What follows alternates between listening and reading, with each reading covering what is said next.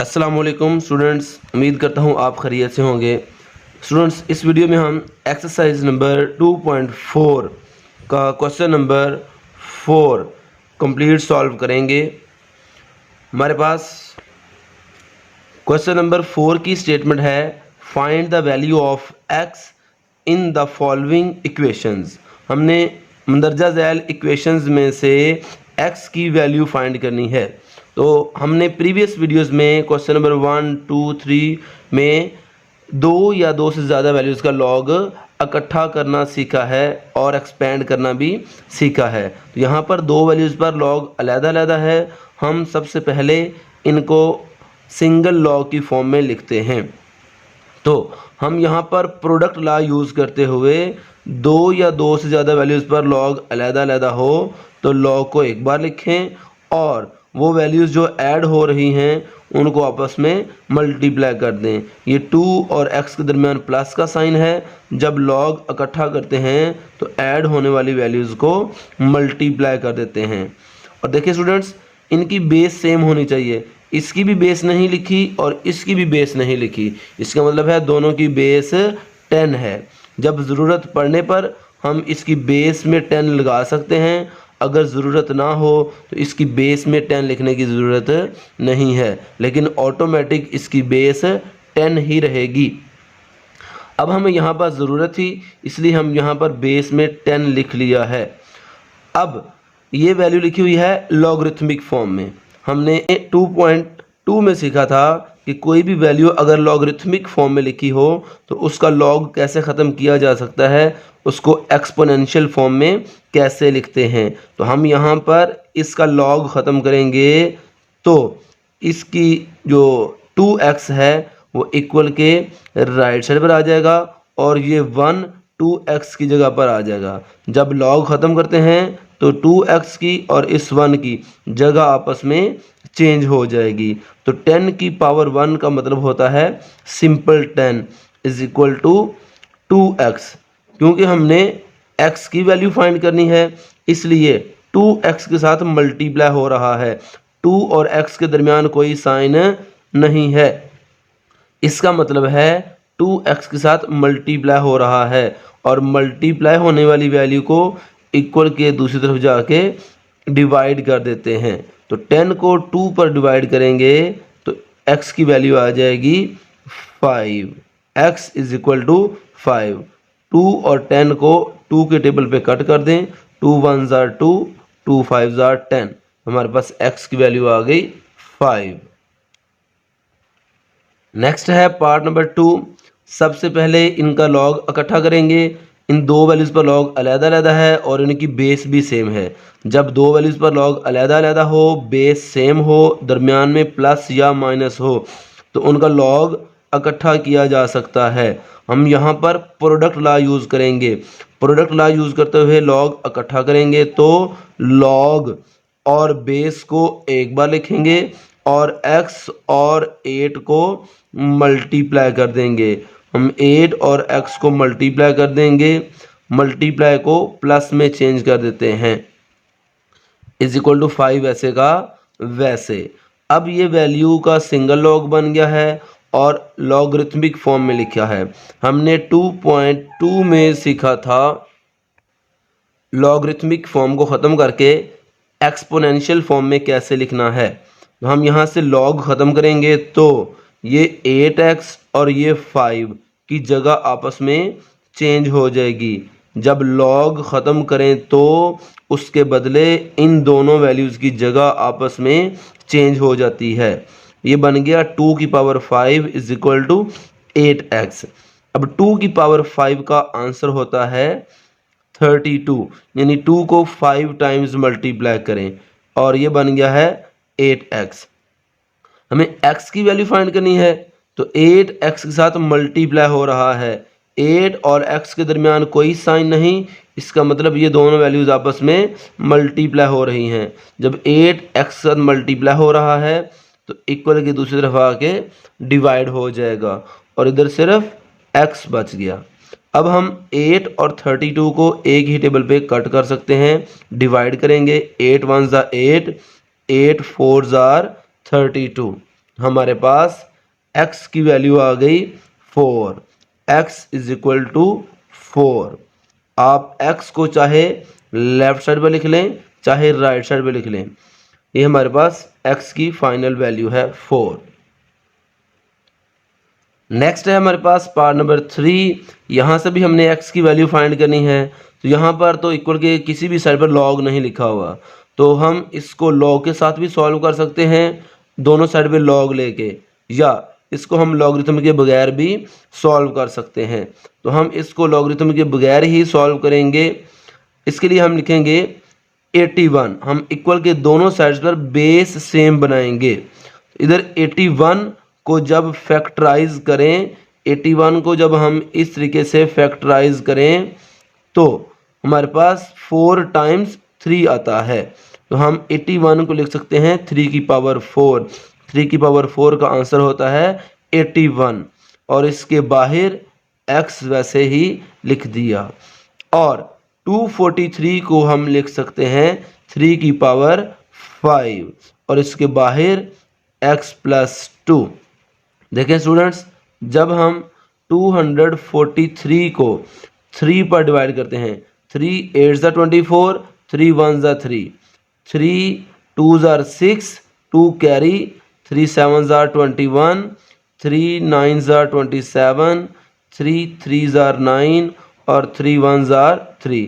जब हम 243 को फैक्टराइज करें तो हमारे पास 5 टाइम्स 3 आता है, 5 बार 3 आता है, इसलिए हमने 243 को लिख दिया 3 की पावर 5। और अगर हम 81 को फैक्टराइज करें तो यहाँ पर देखें हमारे पास 81 को फैक्टराइज करके 4 टाइम्स 3 आया है, इसलिए हमने 81 को लिखा 3 की पावर 4।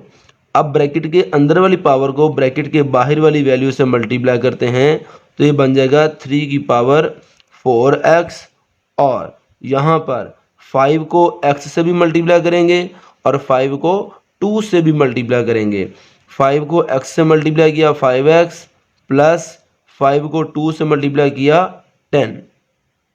अब हमने पहले भी सीखा है कि अगर इक्वल के दोनों साइड्स पर बेस इक्वल हों, बेस सेम हों, तो हम बेस को ख़त्म करके सिर्फ पावर्स को भी आपस में इक्वल लिख सकते हैं। अगर बेसिस इक्वल हैं तो इनके पावर्स यानी एक्सपोनेंट भी आपस में इक्वल होंगे। हमने बेस को ख़त्म करके पावर्स को इक्वल लिख दिया। अब यहाँ से हम x की वैल्यू फाइंड करते हैं 4x। x वाली वैल्यूज़ इक्वल के दोनों साइड्स पर हैं, ये इक्वल के एक साइड पर इकट्ठी कर लेते हैं। ये प्लस 5x इक्वल के लेफ्ट साइड पर आएगा तो माइनस 5x बन जाएगा, is equal to 10। 4x minus 5x is equal to 10। 4x में से 5x माइनस करेंगे तो ये बनेगा minus 1x is equal to 10। अब यहाँ पर आप x के साथ माइनस ख़त्म करके इक्वल के दूसरी साइड पर लगा दें, x is equal to minus 10। ऐसे करें, जब हम x के साथ माइनस आ गया है तो इक्वल के दोनों तरफ माइनस से मल्टीप्लाई किया तो ये माइनस माइनस प्लस हो गया और 10 के साथ माइनस आ गया। या सिंपली x के साथ माइनस ख़त्म करें और 10 के साथ माइनस लगा दें। नेक्स्ट है हमारे पास पार्ट नंबर 4। यहाँ से हमने x की वैल्यू फाइंड करनी है, तो हम इसको सॉल्व करते हैं। हम लिखते हैं 1/27 है। जब हम 27 को डिनोमिनेटर से ऊपर लेकर जाएंगे तो इसकी पावर -1 लिख देंगे। जब भी नीचे वाली वैल्यू को ऊपर लेके जाएं तो उसकी पावर का साइन चेंज हो जाता है। 27 के ऊपर कोई पावर नहीं थी तो समझे इसकी पावर में 1 होगा, तो जब इसको ऊपर ले गए तो इसकी पावर -1 लिख दी, और ये 27 वैसे का वैसे। अब जैसे हमने पिछले क्वेश्चन में किया कि ब्रैकेट के अंदर जो पावर है उस ब्रैकेट के बाहर वाली वैल्यू से मल्टीप्लाई कर दें। 27 -1 को x से मल्टीप्लाई करें -x, और -1 को -6 से मल्टीप्लाई करें, माइनस माइनस से मल्टीप्लाई होके प्लस, 1 6 जार 6 इज इक्वल टू 27। अब इक्वल के इस साइड पर 27 के ऊपर कोई पावर नहीं है, समझे इस 27 की पावर भी 1 है। और अभी हमने पिछले क्वेश्चन में पढ़ा कि अगर इक्वल के दोनों तरफ बेसिस इक्वल हो जाएं, बेस सेम हो जाए, तो हम बेस को ख़त्म करके पावर्स को आपस में इक्वल लिख सकते हैं। तो -x + 6 = 1, 27 को हमने दोनों साइड से ख़त्म कर दिया। अब -x = 1, हमें x की वैल्यू फाइंड करनी है, हमने x को सेपरेट करना है। ये +6 इक्वल के दूसरी तरफ जाएगा तो -6 हो जाएगा, और ये बनेगा -x = -5। तो x के साथ माइनस है, ये माइनस और 5 का माइनस आपस में कैंसिल हो जाएंगे, तो x की वैल्यू आ जाएगी हमारे पास 5। ये हमारा फाइनल आंसर है। नेक्स्ट है हमारे पास पार्ट नंबर 5। यहाँ से हमने x की वैल्यू फाइंड करनी है। देखिए स्टूडेंट्स, यहाँ पे सिंगल लॉग की फॉर्म में है और इसकी बेस में कोई कुछ नहीं लिखा, तो इसकी बेस में 10 लिखा होगा। हम ज़रूरत पड़ने पर इसकी बेस में कुछ ना लिखा हो तो बेस ऑटोमेटिक 10 होगी। हमने इसकी बेस में 10 लिख दिया। अब ये वैल्यू लॉगरिथमिक फॉर्म में लिखी हुई है, इसको 2.2 वाले मेथड से लॉगरिथमिक फॉर्म को ख़त्म करके एक्सपोनेंशियल फॉर्म में लिखेंगे। तो जब इसका लॉग ख़त्म करते हैं एक्सपोनेंशियल फॉर्म में लिखने के लिए, तो ये वाली वैल्यू और इक्वल के दूसरी साइड पर जो वैल्यू है, इनकी जगह आपस में चेंज हो जाती है। हम 5x - 10 राइट साइड पे लिख देंगे और 2 10 की पावर में चला जाएगा। अब देखिए स्टूडेंट्स, 10 की पावर 2 यानी 10 स्क्वायर होता है 100। 10 को 10 से 2 टाइम्स मल्टीप्लाई करें तो आंसर आएगा 100। 5x - 10 वैसे ही लिख दिया। क्योंकि हमने x की वैल्यू फाइंड करनी है, तो हमने x को बिल्कुल सेपरेट करना है। तो 5x के साथ जो 10 माइनस हो रहा है, उसे इक्वल की दूसरी साइड पे लाके प्लस बना दें। -10 इधर आके हो जाएगा +10 = 5x। उसके बाद 100 + 10 ये बन जाएगा 110 = 5x।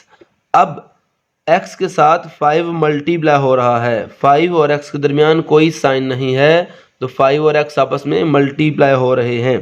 हम 5 को इक्वल के दूसरी साइड पर जाके डिवाइड कर देंगे, तो यहाँ पर x सेपरेट हो जाएगा। अब 110 को 5 पर डिवाइड कर दें। 5 1 = 5, 5 2 = 10, 5 2 = 10, 1 कैरी जाके 10 बनेगा। तो हमारे पास x की वैल्यू आ गई 22 = x, या इसको हम यूं भी लिख सकते हैं x = 22। ये हमारा फाइनल आंसर है। नेक्स्ट है पार्ट नंबर 6। यहाँ पर दो वैल्यूज़ पर लॉग अलग-अलग है और दरमियान में माइनस है, लेकिन बेस सेम है। जब दो वैल्यूज़ पर लॉग अलग-अलग हो, बेस सेम हो, तो इनका लॉग इकट्ठा किया जा सकता है। हम लॉग को और बेस को एक बार लिखते हैं और इन वैल्यूज़ को इकट्ठा करते हैं। क्योंकि इनके दरमियान माइनस है, जब लॉग इकट्ठा करें तो वो वैल्यूज़ जो माइनस हो रही होती हैं वो डिवाइड हो जाती हैं। x + 1 / x - 4 = 2। अब हमने इसको सिंगल लॉग की फॉर्म में लिख लिया है, तो अब इसके लॉगरिथमिक फॉर्म ख़त्म करके इसको एक्सपोनेंशियल फॉर्म में लिखेंगे। तो जब लॉग ख़त्म करें तो उसके बदले ये वाला 2 और ये ब्रैकेट आपस में जगह चेंज कर लेंगे। ये 2 इस ब्रैकेट की जगह पर आ जाएगा और ये ब्रैकेट x + 1/x - 4 2 की जगह पर आ जाएगा। अब हम इसको सिंपलीफाई करके x की वैल्यू फाइंड करते हैं। 2 का स्क्वायर होता है 4 = x + 1 / x - 4। यहाँ पर x - 4 डिवाइड हो रहा है, हम इसे इक्वल के इस साइड पे जाके मल्टीप्लाई कर देते हैं। ये x माइनस 4 इस 4 के साथ मल्टीप्लाई हो जाएगा और ये x प्लस 1 इधर ही रह जाएगा। वो वैल्यू जो इक्वल के एक साइड पर डिवाइड हो रही हो वो दूसरी साइड पे जाके मल्टीप्लाई हो जाती है। अब 4 को इस ब्रैकेट के अंदर मल्टीप्लाई करेंगे, 4 को x से मल्टीप्लाई करेंगे 4x, 4 को 4 से मल्टीप्लाई करेंगे 16 is equal to x plus 1। अब x वाली वैल्यूज इक्वल के एक साइड पर इकट्ठी कर लेते हैं। 4x ये प्लस x इक्वल के इस साइड पर आके माइनस x हो जाएगा और ये 1 वैसे का वैसे, ये 16 के साथ माइनस है, ये 16 इक्वल के दूसरी साइड पे जाएगा तो ये हो जाएगा प्लस 16। जब प्लस या माइनस होने वाली वैल्यू की साइड चेंज करते हैं तो उनके साइन भी चेंज हो जाते हैं।